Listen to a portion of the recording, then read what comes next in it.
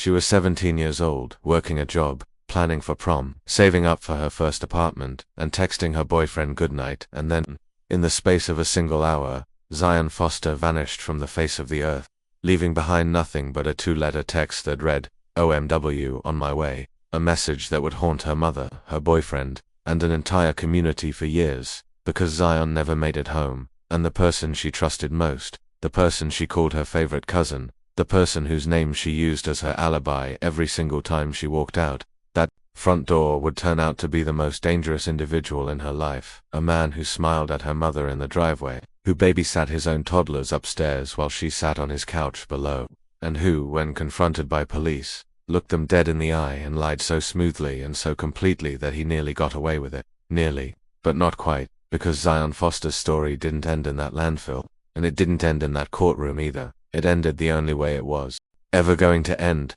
with the truth dragged out of the darkness, one digital breadcrumb at a time, one deleted search history recovered from the cloud, one Ring camera frame, one cadaver dog alert, one screenshot a jealous boyfriend took at 11:24 on a cold January night that would ultimately crack the entire case wide open. It begins on January 4, 2022, in East Detroit, Michigan. Zion Foster, a 12th grader at East Detroit High School, had just finished her shift at the Detroit Wing Company. She was bright, she was funny, she was ambitious, and yes, like a lot of 17-year-olds, she was a little rebellious. She had clashed with her mother, Sierra's household rules. She had run away before, once to her grandmother's house, once somewhere else, and each time she came back, she was not a troubled kid. She was a teenager becoming an adult and chafing against the friction that process always creates. That night she asked her mother if she could go out. She said she was going to spend time with her favorite cousin, Jalen. Sierra knew Jalen. She had seen him in the driveway. She had hugged him. She trusted him. She said yes. Zion walked out the door just before 11 p.m. and was never seen alive again. By the following morning, Sierra was already uneasy.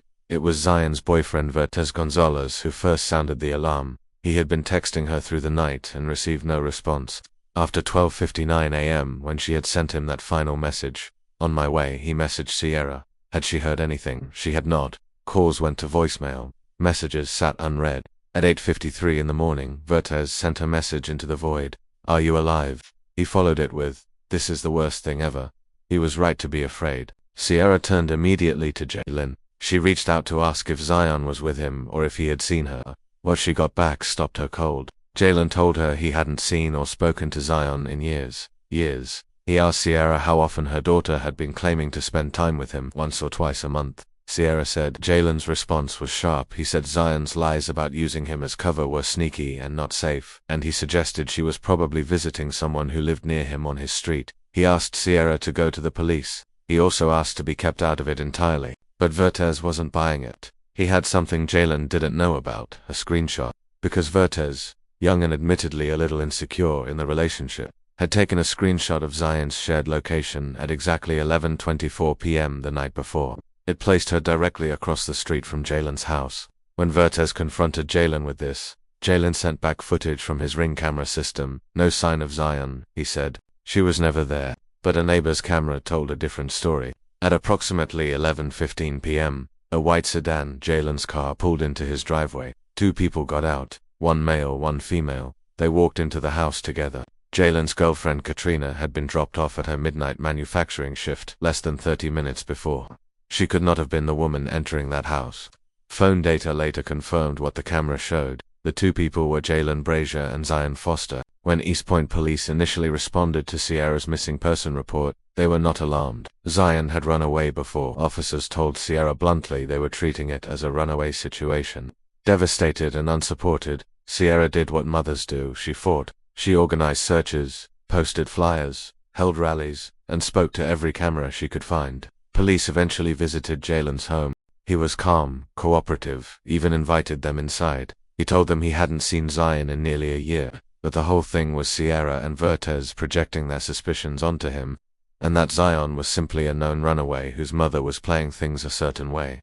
The officers left. They found nothing suspicious. Then the cadaver dogs arrived. On January 19th, trained detection animals were brought to Jalen's vehicle. They alerted directly at the trunk. That same day, Jalen, accompanied by a friend who happened to be a lawyer, sat down voluntarily with detectives and offered what he claimed was the real version of events. He admitted Zion had been at his house. He said they smoked marijuana, that she became drowsy and leaned her head back on the couch, that he stepped away to get a drink, and when he returned she was unresponsive.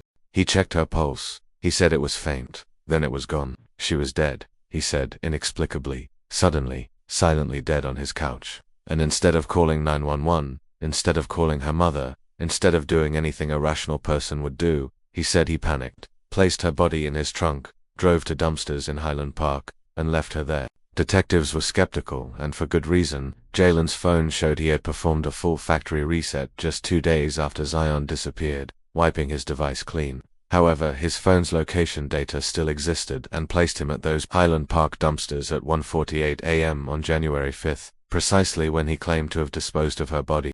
When investigators eventually recovered data from cloud storage, what they found was staggering. On January 7th, 3 days after the incident, Jalen had run a series of Google searches, including whether garbage trucks use compactors, how much force a garbage truck compactor generates, how police access phone history, and how to tell if police are watching you. In the months before Zion's disappearance, investigators also uncovered a pattern of pornographic searches using terms like cousin, some of the results described as graphically violent in nature. And then there were the 4,000 text messages recovered from Zion's old phone, messages from Jalen spanning years. Messages where he called her beautiful, where he told her other people assumed they were a couple, where he invited her to his home whenever Katrina was away, where he offered to let her hide in his basement if she ran away, where he taught her how to evade police detection. The prosecution described it plainly. Jalen Brazier had been grooming his teenage cousin for years. He had fantasized about her, and on the night his pregnant girlfriend went to work the midnight shift the same night, Katrina texted from the factory floor that she felt sick and needed to come home. Texts Jalen ignored for hours. He brought Zion to his empty house and he acted on those impulses. When Katrina was finally picked up at nearly 3 a.m., she noticed a deep fresh scratch across Jalen's collarbone. He told her the cat did it. The cat, she said later, had never scratched that deeply before. The trial lasted 2 weeks in May 2024. 32 witnesses testified for the prosecution. The defense called none. Jalen did not take the stand. The jury deliberated for 30 minutes. Guilty of second-degree murder, guilty of tampering with evidence. The judge, at sentencing, noted Jalen's complete failure to accept responsibility, his manipulation of family and investigators, and his decision to leave his 2 toddlers asleep upstairs while doing whatever he did to their cousin on the floor below. He was sentenced to 90 years for murder, plus 5 to 10 for evidence tampering to be served consecutively. Zion Foster's body has never been recovered. The landfill search stretched nearly 6 months before it was abandoned. She was 17 years old. She was on her way home.